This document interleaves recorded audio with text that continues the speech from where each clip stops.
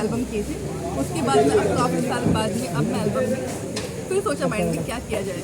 तो इसीलिए Bhojpuri Everest Bhojpuri company भी मेरी सॉन्ग से भोजपुरी में आ रही है, तो मैंने सोचा कोई अच्छी कंपनी देखते हैं। सारी कंपनी अच्छी है बट नई कंपनी को लेके आते हैं, उसी के साथ में खुद एल्बम में आते हैं और टुनटुन यादव जी के साथ में एंट्री करते हैं वापस एल्बम के अंदर, धमाकेदार एंट्री।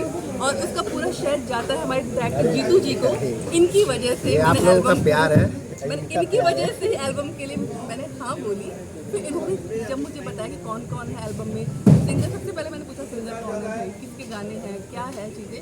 तो जैसे इन्होंने आपने बोला आप हैं, मैं बोला वाह यार क्या बात है, उनके तो हिट पे हिट सॉन्ग आ रहे हैं। मैं कहा चलो ये तो बनता है।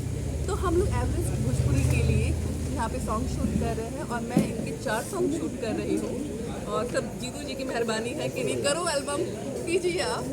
तो आई एम वेरी हैप्पी कि मेरे मतलब हमारे एल्बम से, हमारे सॉन्ग से इस एल्बम के एक भोजपुरी में नई कंपनी भी म्यूजिक की आ रही है। वो है एवरेस्ट भोजपुरी की। यूट्यूब चैनल पे ये सारे गाने आएंगे जो हमारे दर्शक देख पाएंगे। और जैसे आज तक मेरे जितने भी गाने आए हैं, पिक्चरें आई हैं, आप लोगों ने इतना प्यार दिया है, वैसे मैं ये चाहूँगी कि आप एवरेस्ट भोजपुरी को, इस चैनल को यूट्यूब पे ज़्यादा से ज़्यादा लाइक कीजिए, सब्सक्राइब कीजिए, शेयर कीजिए और हमारे गानों को ढेर सारा प्यार दीजिए। और मेरे दोस्त टुनटुन यादव जी को भी ढेर सारा प्यार आशीर्वाद दीजिए, जैसे मुझे अभी तक इतना प्यार दिया आपने और नो डाउट आप दे रहे हैं और भी दीजिए। टुनटुन जी क्या कुछ कहना